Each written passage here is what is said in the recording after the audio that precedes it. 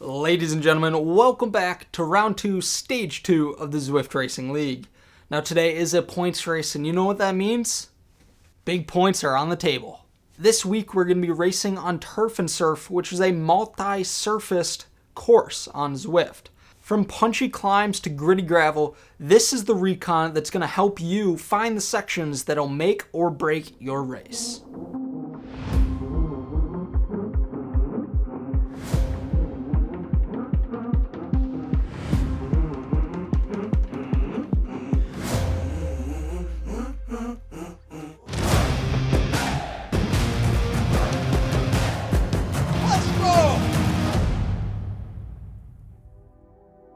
Now we are back for another points race in the Zwift Racing League, and today we're going on turf and surf, which is a total of 24.7 kilometers long and also 197 meters of climbing. A big thing to note is most of these climbing meters are going to be on the second half of this race, which is scary. And like I said, it is a points race, and that means power-ups are extremely important for segments. Now for turf and surf this week, it is only going to be the aero draft 100%. There's no RNG to this. Everyone is getting the same power up. Hallelujah. Now to talk about my bike of choice for this points race. Typically, I would always go for the new Pinarello Dogma F, but I recently discovered that that is not the fastest bike on Zwift, especially for this course. Now, before you think I'm thinking about a bike change, or I'm going gravel, or something a little spicy, it's nothing out of the ordinary. Apparently, the Specialized Venge S-Works is half a second faster on this course than the Dogma, and you can also see the other bikes that come close. Also, if you don't have any of these other bikes, the Tron bike is only 6 seconds slower over the course of this whole race. Now, obviously, there's going to be nothing new on the wheel selection. If you have the DT Swiss disc wheels, you have to use it. They're the quickest wheel on Zwift right now, and nothing comes close. Now, before I get into the route, let's talk about segments. Currently, the only two ways to score points are through FTS or FAL points. Now, after my first Recon video with points, I completely botched that Recon. Zwift was nice enough to send me what points were going to be on the next race. Apparently I got that wrong too, because, you know, how reliable can I be, really? So I've been waiting for them to nicely send over the Recon notes, and I haven't gotten any, and today is Monday, and tomorrow this video is going out. So you are gonna have to read in the description on what the actual segment points are for, if it's FTS versus FAL points. But before you just click off this video, I am going to break down all of the possible segments and what you need to do to maximize your points. It doesn't matter if one or the other is chosen, you are going to know what to do when you read the description. Now, there is going to be a sprint segment that is 0.7 kilometers from the start of the race. And you know what that means. Depending on if it's FTS or FAL points, you are going to have to go out there and put it on the line for the first 2 minutes of this race. Your 2-minute power better be destroyed if it's first across the line points. It's going to be an extremely fast start, and you need to warm up before this race if it's FAL for this first segment. If it's FTS, we're going to see a little bit of a slower start, and I wouldn't be surprised to see people not sprinting out of the gate. Now, to move on to the second possible segment that is going to be used during this points race, it's the Shisa Sprint. This is going to be a tough one because it is 0.3 of a kilometer long, and the gradient is 0.9%. Now, we have just gone up this tough climb of whatever part it is of the course. I don't know what to call this climb. It's uncategorized, and then you get to the top, and then they give you a sprint.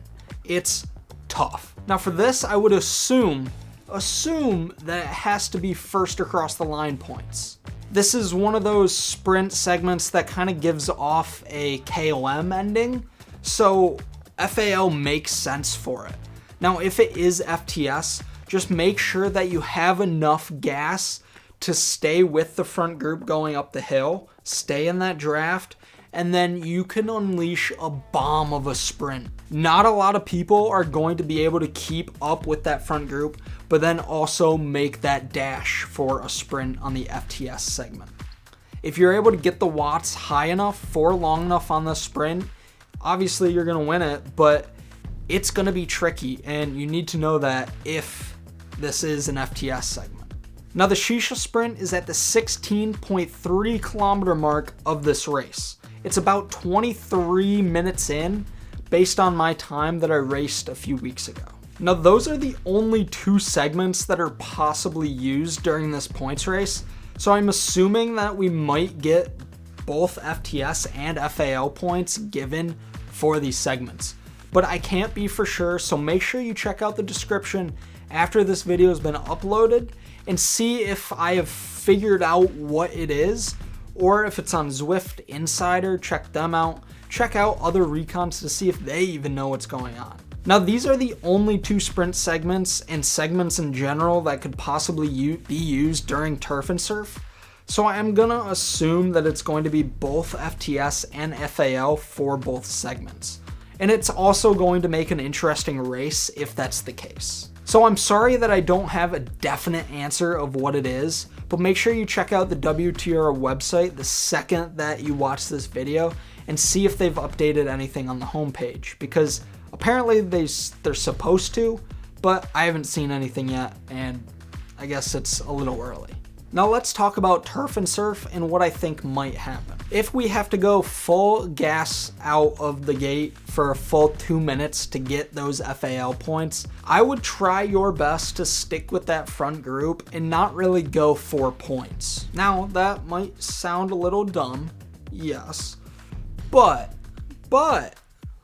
I got big butts and I cannot lie. This is going to be a crucial part of the race. If you have a squad that isn't going to be first across the line, get everyone near the front, and the second that everyone crosses that line for the FAL points in the beginning of the race, start gunning it, because the rest of the pack is just going to be like out of gas.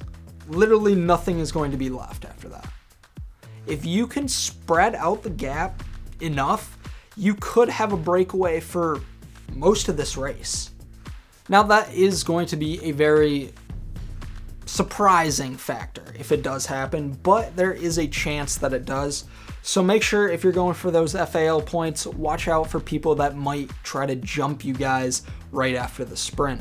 Now for the rest of this first part of the route, there really isn't much going on. You're going to be going through Neo Tokyo, going through the arcade, and going out towards the fields. And again, we're going to see some familiar territory as we raced part of this last round in the Zwift Racing League. Now at 11.8 kilometers into this race, you are going to see the bridge yet again, and I'm going to make the same exact comment: be aware of an attack.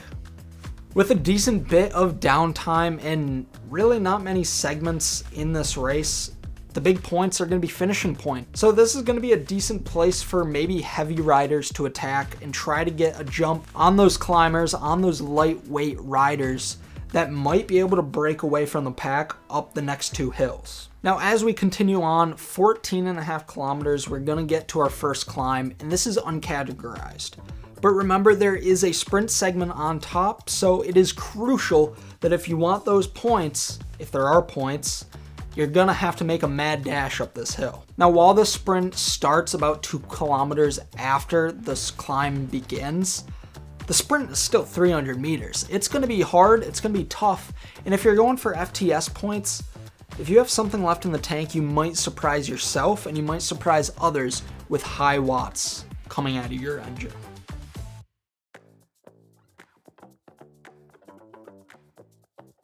Now after the sprint segment, it's time to relax, it's time to get comfortable and get your heart rate down and get your legs ready for the pain cave.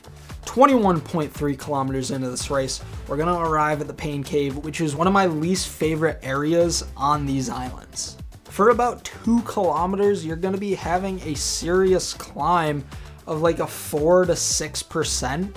and then it's also going to even out in spots, and it's just a weird hill to climb. For someone like me who really likes to get out of the saddle and climb, this is something that just doesn't work great. So if you are better at riding in the saddle for climbs, this one's for you. Also, I'm going to toot my own little horn here in this Recon video. I mean, watch how I'm able to claw myself back and catch up to some guys in this race and then make a great finish, because this is what you're going to want to do if you end up getting dropped on the climb. Keep digging in, dig hard, and keep going. It's not over yet. Now, if you're in the front group, I do recommend jumping a little early. Surprise some people here. Don't just go for that 200-meter sprint, but go all out. See if you can hit them at the 0.5 kilometer mark and get a surprise victory. If you do, make sure you make a video out of it and tag me. I'd love to see those videos. Now that's going to be it here for Turf and Surf Points Race. Remember to check out the description after this review to see if I've updated where the points are going to actually be. But like I said, there's only two segments, not four. There's only two segments in this race, so there's a good chance it's both of them. Anyways, thank you guys for watching. Again, there are 95% of you that are not subscribed to the channel. I would love if you could give me some support, hit the subscribe button, and make sure to hit that like button. It helps me make these videos and motivates me, I guess, to get in front of the camera. But thank you guys for watching, and as always, I'm going to have the whole Recon video right after this. So thank you for watching, and we'll see you guys next week for our first scratch race of round 2.